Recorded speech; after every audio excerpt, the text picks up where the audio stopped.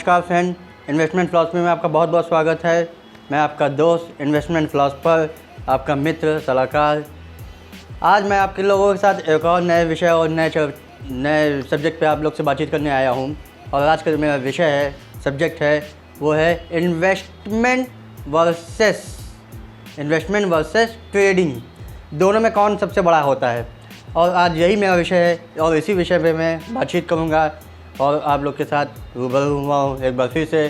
तो दोबारा फिर से आप सभी लोगों को नमस्कार मेरी तरफ से। मैं आयुष पाल। अब आज ये समझते हैं कि कौन दोनों में बड़ा है। आज सबसे बड़ी चीज़ ये है कि देखिए, इन्वेस्टमेंट जो होता है वो लॉन्ग टर्म के लिए होता है, और जो ट्रेडिंग्स होती है वो कुछ सेकंड्स के लिए, कुछ घंटों के लिए और कुछ हफ्तों के लिए, और यहाँ तक कि कुछ महीनों के लिए होती है। ट्रेडिंग और इन्वेस्टमेंट में दोनों में बहुत बड़ा जो डिफरेंस होता है वो ये कुछ टाइम को लेकर होता है। उसमें जो डिफरेंस है वो सबसे बड़ा जो डिफरेंस है वो टाइम पीरियड्स को लेके है।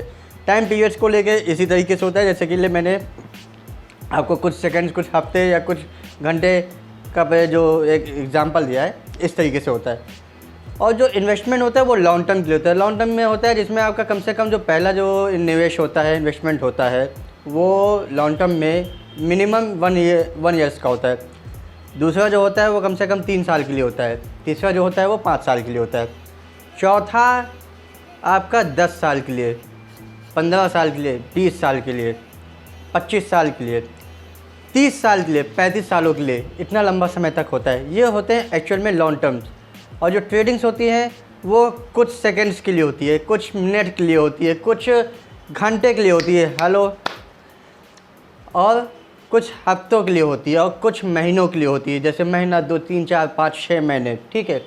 अब और आइए ये समझते हैं कि जो लोग लॉन्ग टर्म करना पसंद करते हैं वो क्यों करते हैं, और जो लोग जो हैं शॉर्ट टर्म के लिए करते हैं वो क्यों करते हैं। देखिए, शॉर्ट टर्म में जो लोग करते हैं वो शॉर्ट टर्म को उनको फास्ट बननी चाहिए, पहली चीज़, अच्छी बात है। दूसरी चीज़, उनके पास टाइम कम है। सबसे बड़ा जो इशू होता है वो इसी बात का होता है कि टाइम कम है। जब टाइम फ्रेम जो आप जिस भी टाइम फ्रेम में आप हैं वो कम है, तो आपके पास शॉर्ट टर्म आपको ही करना चाहिए। मेरे अपने एक हिसाब से, अनुमान से, जो शॉर्ट टर्म आपको करना चाहिए वो कम से कम 45 साल की एज के बाद से करना चाहिए, क्योंकि जो 45 से 15 साल और आपको मिलता है, 60 साल, क्योंकि ये 60 साल किस तरीके से है इसको भी मैं बताता हूँ। अपने इंडिया में गवर्नमेंट ने जो एक सरकार ने एक निर्धारित आयु रखी है औसत, वो है 60 साल। ठीक है, 60 साल बाद रिटायर हो जाता है। और एक सिंपल सी लॉजिक है कि आपको अपनी एज देखनी है कि मेरी एज कितनी है। अब अगर 45 साल का हूँ मैं और 45 से 60 साल का टाइम पीरियड है, तो उसमें आपको 15 साल का टाइम पीरियड मिलता है। ओके।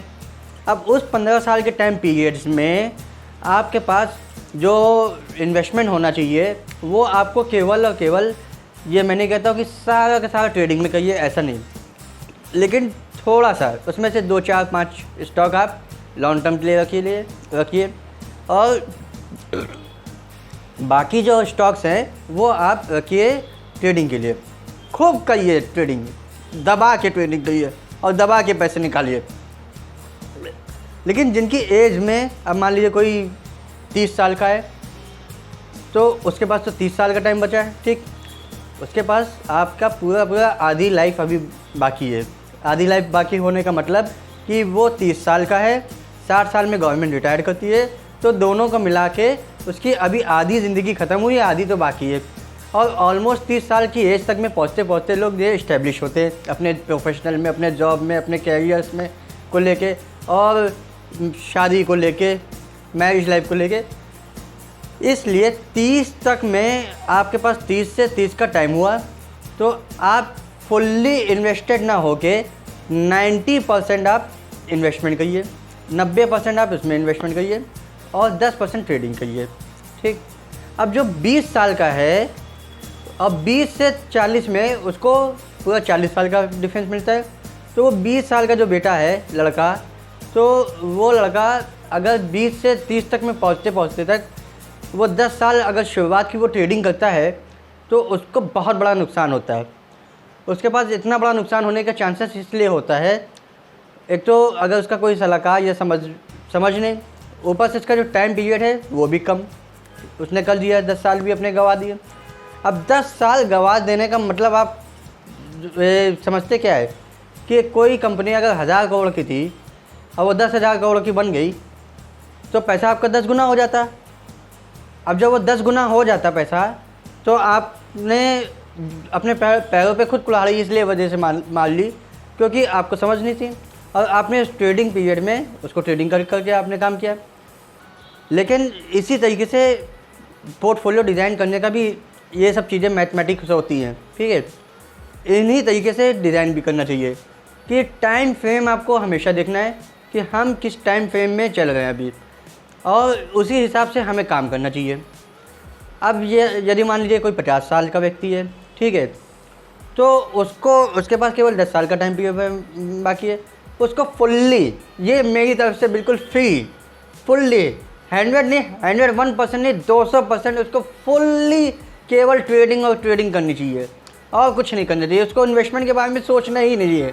उसको इन्वेस्टमेंट के बारे में इस वजह से नहीं सोचना है, उसके पास तो अब 10 ही साल बचे ना, उसका जो टाइम पीरियड था वो सब निकल गया। अब उसको केवल क्या चाहिए कि जो है, अगर वो एक हैंडसम अमाउंट लगा के बैठा है, 5-10 लाख रुपए लेके बैठा हुआ है ठीक ठाक पैसा, तो उस 5-10 लाख रुपए से वो अपना जो है डेली का डेली, अगर वो 1,500-2 हज़ार रुपया निकाल रहा है, 3,000 रुपये 5,000 रुपये निकाल रहा है, बस वो खाए पिए मौज करे, इससे ज़्यादा कोई ज़रूरत नहीं। देखिए, खाते पीते रहना चाहिए, खाने पीने में कोई कंजूसी नहीं होनी चाहिए। तो दोस्तों, आज का मेरा बस आप लोग के साथ थोड़ा सा जो गुफ्तगू करना था मुझको, वो ये इतनी सी बात का करना था कि ट्रेडिंग और इन्वेस्टमेंट में क्या डिफरेंस है और कौन बड़ा होता है। और फाइनली ऐसे बहुत से कंपनीज़ होती है, बहुत से शेयर्स होते हैं जो ओवर पीरियड आप लॉन्ग टर्म के लिए रखते हैं, और वो छोटा सा होता है, कंपनी बहुत बड़ी और बहुत विशालकाय बन जाती है। और कभी कभी ऐसा भी होता है आपकी किस्मत नसीबा बुलंद हुई तो बहुत अच्छा आपको काफ़ी हैवी अमाउंट में आपको प्रॉफिट होता है, मुनाफा होता है, वो आपको हो सकता है कि लाखों करोड़ों रुपए बन जाए। तो इस तरीके से थोड़ा सा व्यू रखना चाहिए। तो दोस्तों, आज का वीडियो यहीं करेंगे वाइंड अप।